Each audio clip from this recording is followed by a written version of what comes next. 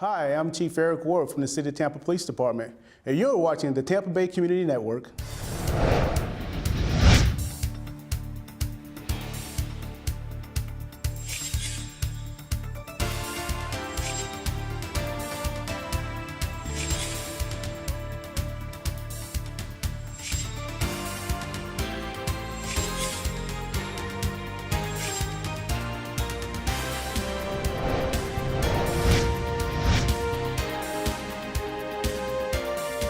Hi, I'm Bill Hodges, and this is Spotlight on Government.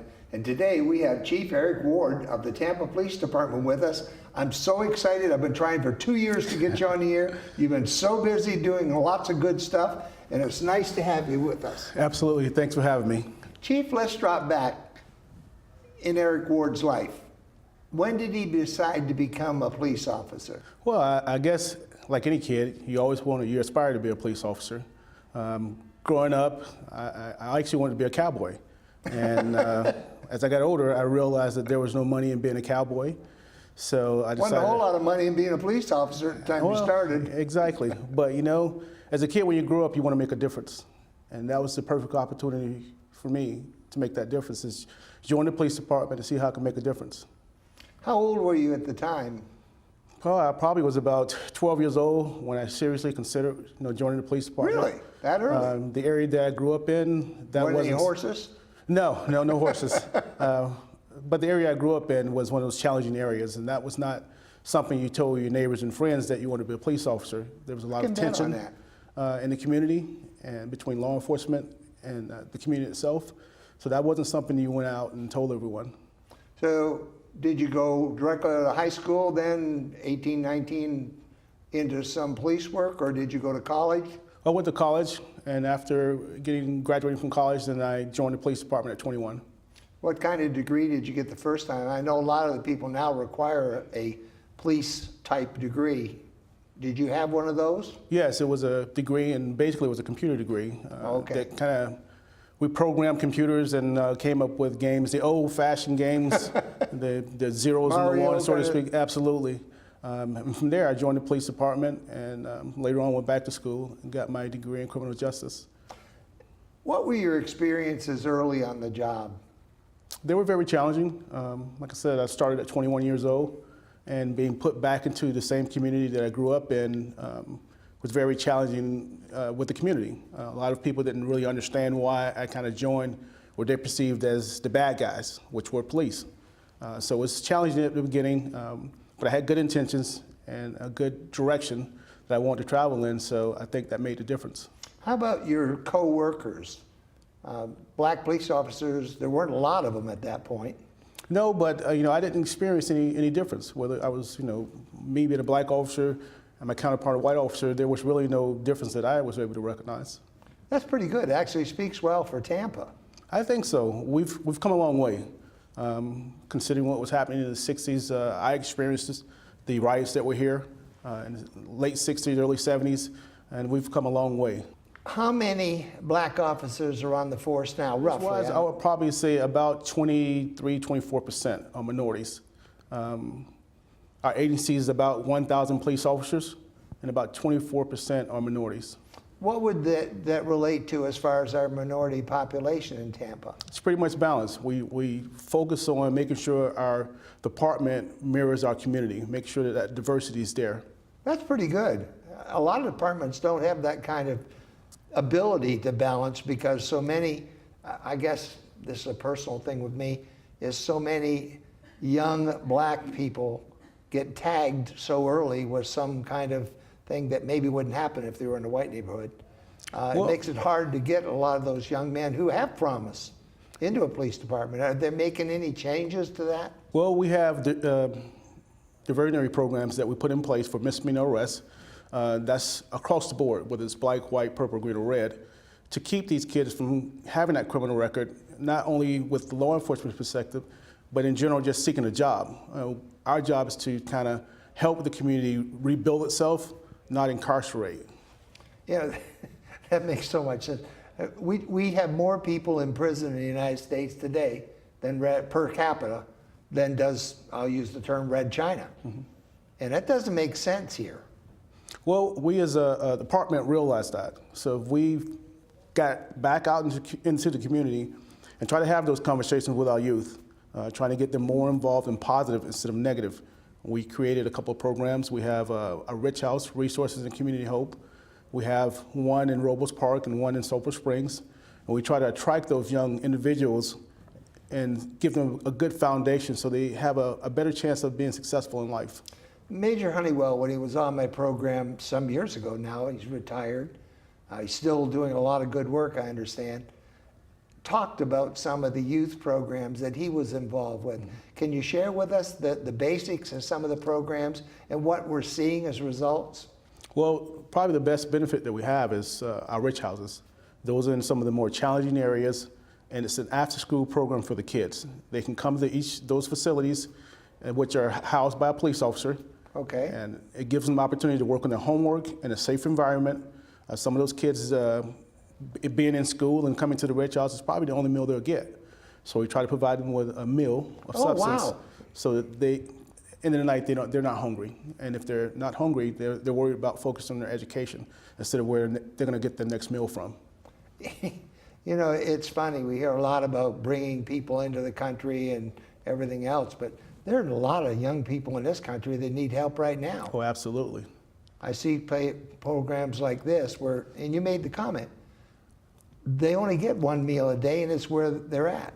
I agree. There's we something also wrong have with this picture. Oh, definitely there's something wrong with it. We have a PAL program, our Police Athletic League. That's also another program that we have for kids. We try to offer scholarships when we can to provide them another safe environment. That's so we're off for Diana. Sporting events, homework assistance. We solicit help from USF and other universities to come in and act as tutors to help with the maths and sciences, and it's been very successful. You know, a few hours of tutoring can bring these kids up many times to a level where they don't lose interest. Absolutely. Most of these kids just want to feel that somebody cares about them. And in that environment, we care. So a lot of the kids kind of gravitate toward the program because they're going to get that love and attention that they need and they desire. So that's helpful for us. Do you find that there's any kind of pushback from the community? This child decides they want to go to the PAL house. Sometimes we have more people willing to participate than we have space available. And that's when it becomes challenging for us, because we want to assist as many people as we can, but we're limited in our resources. We were talking earlier, before we went on the air, about the bicycles and the tickets that went into bicycles. You made some really good points on that concerning the percentages and things of that nature. Would you like to reiterate those for us? Well, what we were talking about is, the DOJ report that came out, of course, about the biking while black issue that was written about in the newspapers. So disproportionately, it showed that there was no bias by the police department, but there was a disproportionate number of citations issued to African Americans. And that's what I saw in the paper. Absolutely. Why did they get so many tickets? Well, we go where the crime is. And if the community is asking us for assistance, then we're going to go to those areas that are asking for our help. My job, as well as every male and female police officer on this department, is to make every part of the city safe. And that involves getting out into the community and enforcing the laws as they're applicable to the crime. And if somebody breaks the law or has a violation, then we're going to issue those citations. Now, I'll say that last year, 2016, we were down. We were down close to 50% in our citations. In the same token, we were able to reduce crime almost 9%. It was 8.9%. That's great. That's absolutely fantastic. That's a nice return on our taxpayer dollar. I appreciate it. It's important that the public help you. Absolutely. How can the public be the most help to you and the force? Well, What are the ways they can do that? They have to get involved. Don't wait until they become a victim themselves to want to get involved.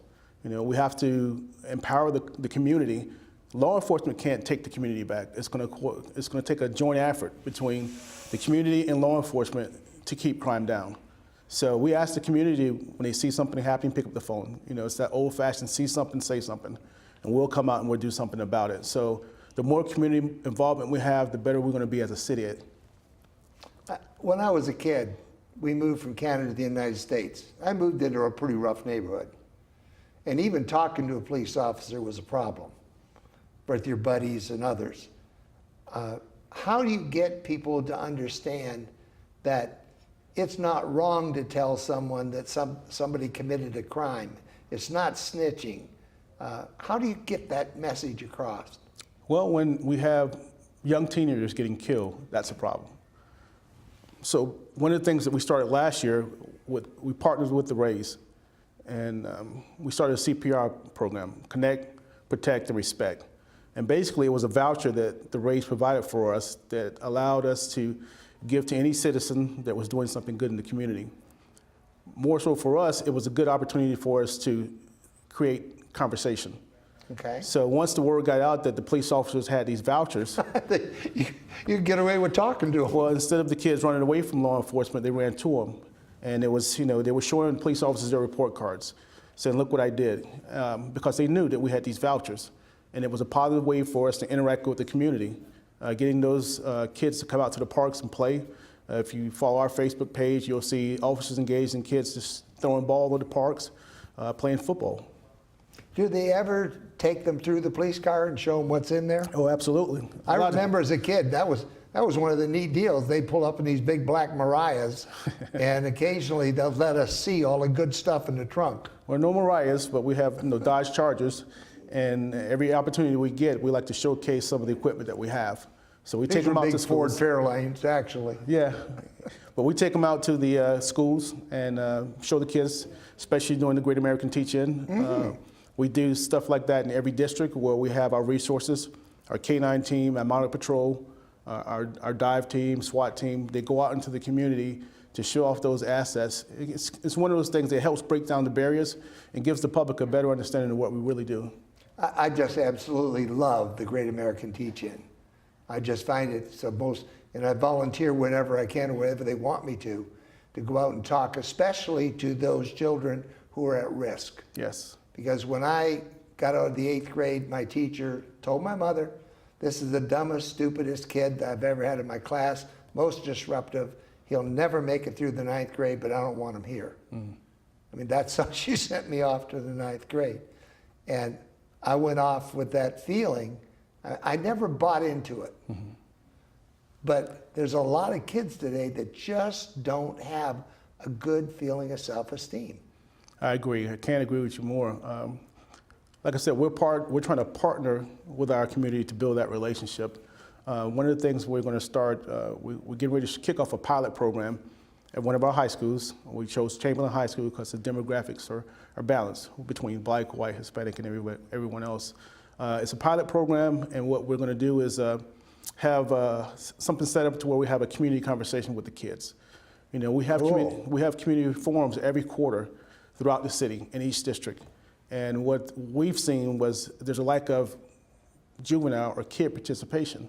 So we're bringing it to the kids. And we have, so to speak, a captive audience because they're in school, they can't really go anywhere. And the purpose of that is making sure that we can have a dialogue with the kids so we can hear their concerns and see how we can assist them to make it through their high school years. One of the problems that I've found as a professional speaker, which I've done now for 35 years, is when I speak to young people especially, the first time the kids were dead, they didn't do anything, they didn't move, nothing. And I thought, boy, are you missing this group? But afterward, they come up to me and ask questions and talk to me. And my daughter turned me on to it. She said, Dad, kids are taught to shut up, sit down, and regurgitate. Not anymore. Not to integrate. Yes. And that's the way that I learned that. And this, hearing what you're talking about, is really great to get their feedback, to get them participating. Yeah, I think in order to change or make a change, that community, the kids, they have to have a buy-in. They have to understand that you're there to make their life better. Most of our citizens only experience their contact with law enforcement when there's negative, whether somebody's calling 911, either your parents or somebody else in the neighborhood are calling 911, or it's doing like a traffic stop. So that encounter is really not positive. The only time you see them is when you're hurt. Absolutely. So we try to get out into the community and interact with the kids when there's absolutely nothing going on. So we can have that opportunity to shake hands, pass out our cards, and make sure we have a good relationship. How do you keep your force up? How do you keep them from, I don't want to see these people no more? Well, you know, like How myself, do you keep them excited and energized? 99.99% of the officers that are here, they're here because they want to make a difference. And that's what we look for when we hire new applicants. Those guys that want to make a difference. You know, if you're coming here for a pension or retirement, this is not the place for you. We look for those guys that want to get involved in the Tampa Police Department and make a difference in our community. We're one of the few agencies in this area that kind of are balanced on our numbers. We have law enforcement officers from all over the country trying to get to Tampa because we have a good relationship. And Oh, really? They absolutely. They bought into what we're doing here. We just had 10 guys sworn in Tuesday, and a couple of those guys were from New York. They're all out of state. We had several that were from local. They're tired of the cold, do they? Well, they know what we're doing here, and they want to be a part of it. We're I'm just moving joking. in the right direction, and if you look at what's going on throughout the country, it's not happening here in Tampa. That's because I think we have established that we want to make a difference in Tampa and make sure that the entire city prospers, not Are just these people certain with segments. prior experience in law enforcement? The last group that it was 10 guys, I believe 7 out of the 10 had prior experience. That's great, because Oh, that absolutely. cuts down our training costs. Absolutely. All we have to do is integrate them into the force. Make sure you know our policies and procedures and understand our rules, and then they're out in the street. Let's talk about the many departments you have underneath of you. You have a lot of different people doing a lot of different things. Which of the departments have the most contact with the actual public? I would have to say patrol. Okay. Patrol deals with the public daily. When you pick up the phone and dial 911, the guy that shows up at your doorstep is a patrolman. What's your average response time on patrol? Anywhere from, depending on the type of call. Okay. You know, if it's a priority 1 call, that's one of the calls that goes to the top of the list. Then the average response time for that is about 3 minutes. 3 minutes? Yes. That's our goal, to get there within 3 minutes. From the That time you sounds pick up the 911. fantastic. Oh, it's great. Our city's condensed. It's about 170 square miles. But still, three minutes is really something. When does the clock start running? When When that it's person picks dispatched? up, absolutely. When it's dispatched, they have a certain amount of time they have to get the call out, and then the response time to the scene. That's So, the 911 operator. Yes. Now, do the 911 operators fall under your department, or are they county-wide? No, they fall under the city of Tampa. Our department controls both police and fire dispatch. So we're like the triage center. The call, you pick up 911, it comes to Tampa.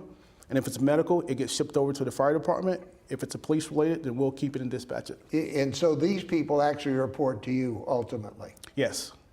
I didn't realize that. I thought we had a county-wide system. No, sir. Sheriff department has their own dispatch system. We have our own. We kind of triage the calls for the Tampa fire because we're all city of Tampa. Okay. Yes. Wow. All right. So we have the primary people who go out. What are some of the other departments that might have contact with the public? Well, unfortunately, we have a major crimes unit that deals with, What is a major crime? Can we rapes, define that? homicides, aggravated assaults. And this year, we had a thing we focused on 4, which kind of drove our crime rate down. When I took over, we added another element to that, which is a focus on 5, to focus on some of the violent crime. So I put about 40 guys together from different parts of the city to make this unit, from gangs to a gun unit, and put them all together in combination with assets from ATF and the U.S. Attorney's Office. And that group has been doing a fantastic job focusing on violent crime. You know, I think one of the other things, as I said, your predecessor spoke very highly of you. And one of the neat things she said, he's coming from inside. Yes.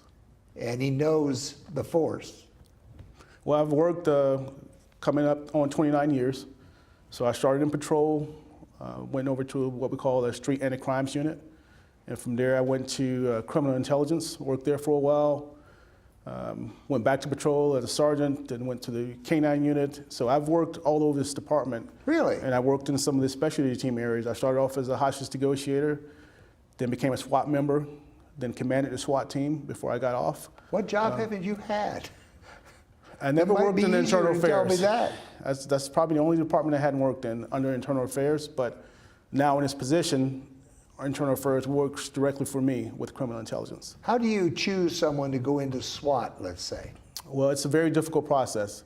Like any of our specialty teams, whether it's our bomb team, our SWAT team, our dive team, there's a tryout process. And we try to get the best of the best, those mature officers that are going to make the right decisions when it counts. Let's talk about one of those. Let's talk about the scuba, the dive team. Yes.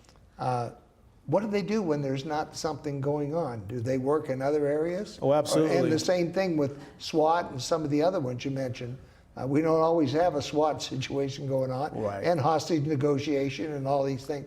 Are there other jobs that they do in that time? Absolutely. We're not big enough of an agency to have full-time teams like that.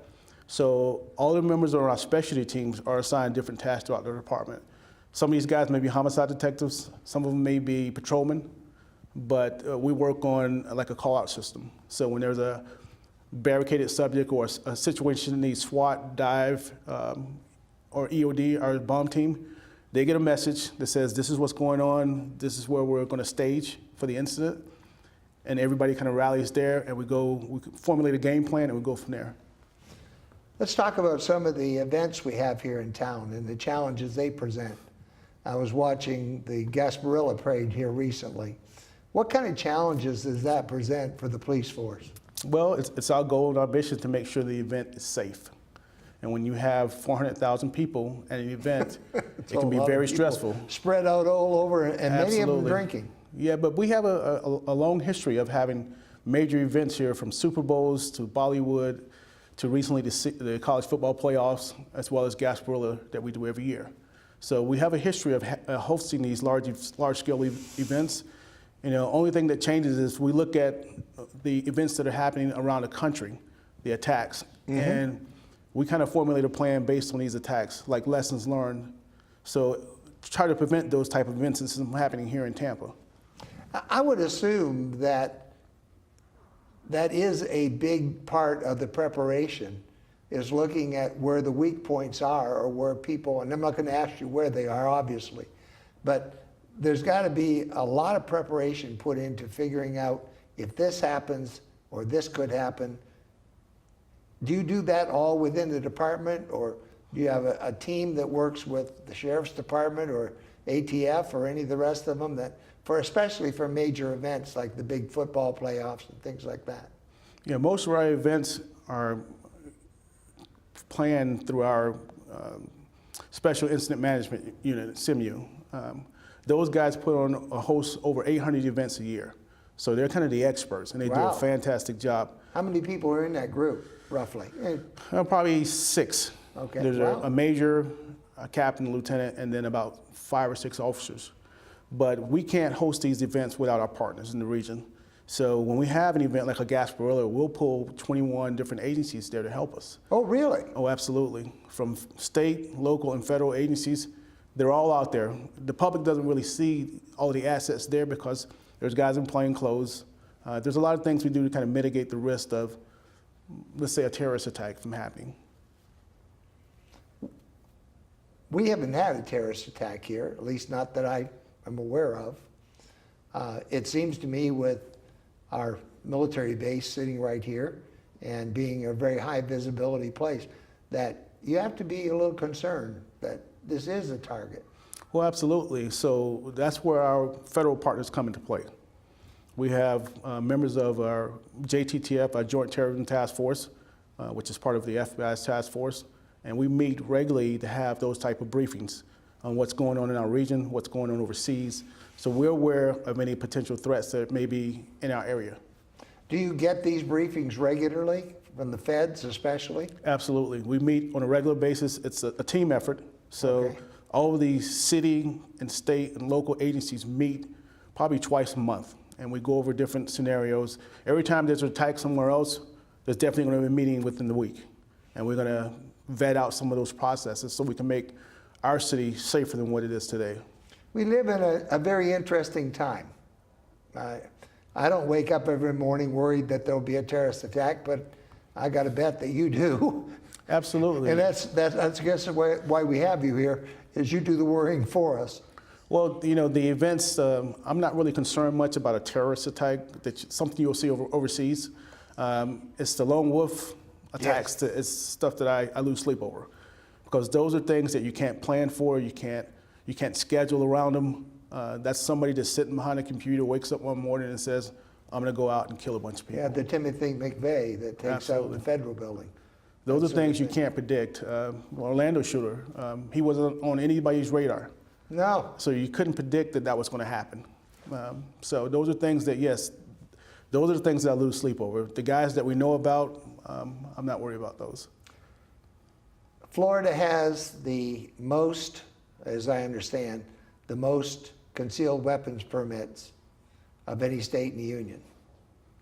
Well, I don't know the numbers, but I know that there's a lot of guys carrying guns. I'm not packing, but I do have one. Is that of any concern to you? No, I mean, the legislation that they were trying to push for open carry, that was a concern to me. Because we need to let the police be police officers when there's a critical incident that happens. Because the worst thing for me, being a former SWAT operator, is I show up on a scene of a mass incident where there's a lot of people hurt, and I'm trying to assist people, and I see a guy running toward the building with the same idea, but he's carrying a gun, and I don't know that he's a good guy or a bad guy. So my job is to stop that person from getting to that building, which is a potential threat, from killing other people. So I'm gonna do what I have to do to kind of neutralize that threat. And the worst thing for me would be to shoot somebody innocent that's trying to help. So I recommend that pick up the phone, be the best witness, call the police, and stay out of the way. It's interesting that you should say that, because I remember, and I forget, was out west, one of the incidents where a police officer was shot, and it was one of those parades where everybody was carrying signs, and some of them was an open weapon state. I was in Texas. Yeah, and the guy is looking for a place to turn his gun in. Right. Because he doesn't want to get shot. I'm Absolutely. thinking, what are you carrying that thing for? Well, you know, there's a time and a place for everything, and a city park is not the place for it. You know, not when there's a lot of kids out Or in the park, colleges. or colleges. I'm not you know. asking you to vote one way or the other on that. Well, I have my own opinions about it. So I think that our citizens need to be good citizens and let the police do their job.